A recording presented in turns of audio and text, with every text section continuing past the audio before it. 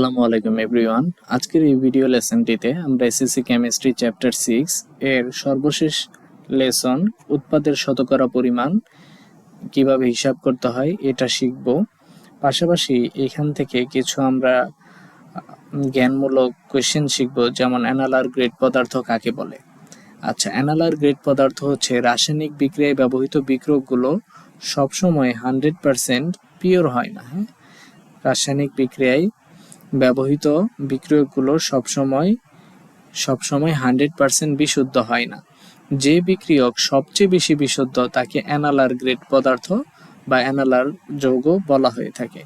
For example, যদি কোনো পদার্থকে 99% বিশুদ্ধ করা যায় এবং এর চেয়ে বেশি বিশুদ্ধ করা সম্ভব হয় না, তখন ওই 99%কেই অ্যানালার বলে। আবার যদি কোনো একটা পদার্থকে 70% বিশুদ্ধ করা যায়, 70%-এর বেশি আর করা যায় না, তখন এই 70%টাকে আমরা বলবো যে এটাই হচ্ছে ওই পদার্থের অ্যানালার। ওকে, এরপরে আমরা দেখব যে কোনো অবিশুদ্ধ পদার্থকে বিশুদ্ধ করার জন্য ক্যালাসন, পাতন, আংশিক পাতন, ক্রোমাটোগ্রাফি ইত্যাদি ব্যবহার করা হয়। আচ্ছা, তো এক বা একাধিক বিশুদ্ধকরণ পদ্ধতি প্রয়োগ করেও অনেক পদার্থকে 100% বিশুদ্ধ করা যায় না।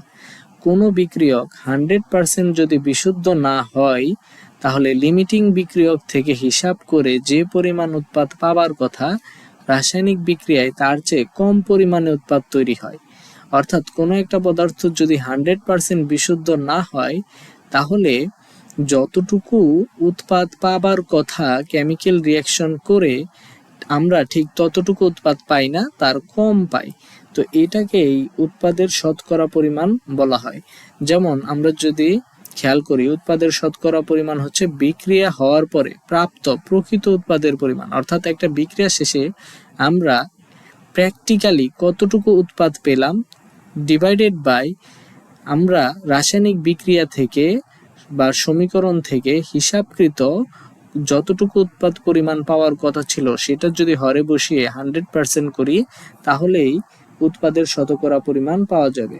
উদাহরণস্বরূপ চলো একটা আমরা ম্যাথ সলভ করে আসি। আচ্ছা দেখো, বলা হয়েছে 2 গ্রাম ম্যাগনেসিয়াম ধাতু প্রয়োজনীয় পরিমাণ অক্সিজেনের সাথে বিক্রিয়া করে 3.25 গ্রাম ম্যাগনেসিয়াম অক্সাইড উৎপন্ন করে। উৎপাদের শতকরা পরিমাণ কত?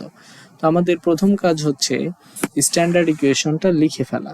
তো বলা হয়েছে ম্যাগনেসিয়াম ধাতু রিঅ্যাকশন করেছে কার সাথে? অক্সিজেনের সাথে রিঅ্যাকশন করেছে। তাহলে কি তৈরি হয়েছে? Magnesium oxide. আচ্ছা, তাহলে এখানে যদি আমরা বিক্রিয়াটা সমতাকরণ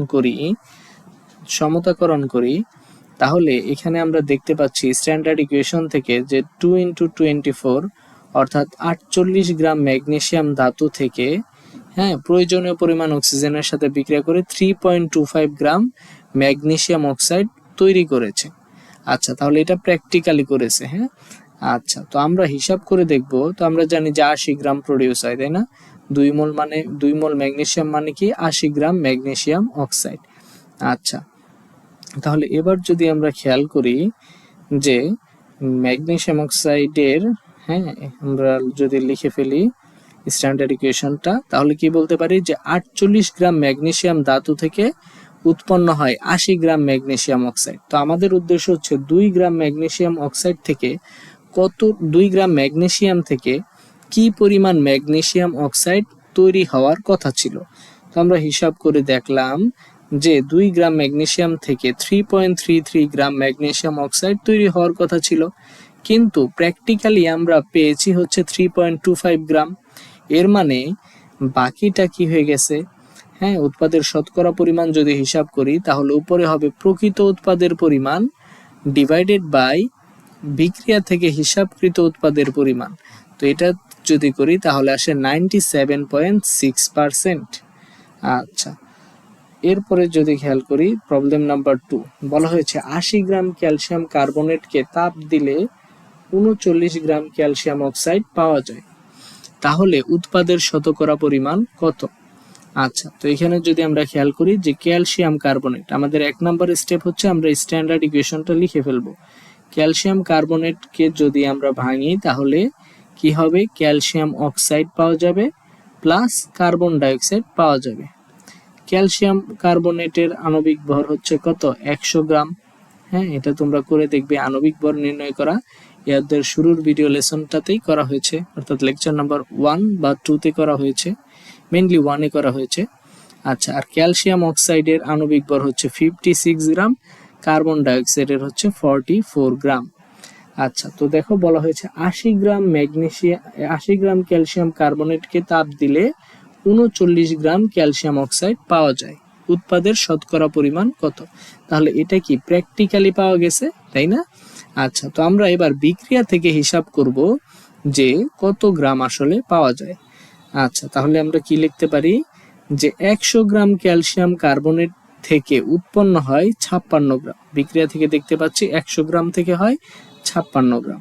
তাহলে আমরা লিখব যে 100 গ্রাম ক্যালসিয়াম কার্বনেট থেকে 100 গ্রাম ক্যালসিয়াম কার্বনেট থেকে উৎপন্ন হচ্ছে 56 gram calcium oxide. 56 gram calcium oxide. অতএব 1 গ্রাম ক্যালসিয়াম কার্বনেট থেকে উৎপন্ন হবে 56 divided by 100 gram. 56 divided by 100 gram calcium oxide. অতএব 80 গ্রাম, হ্যাঁ, অর্থাৎ 80 গ্রাম ক্যালসিয়াম কার্বনেট থেকে পাওয়া যাবে 56 into 80 divided by 100 gram calcium carbonate.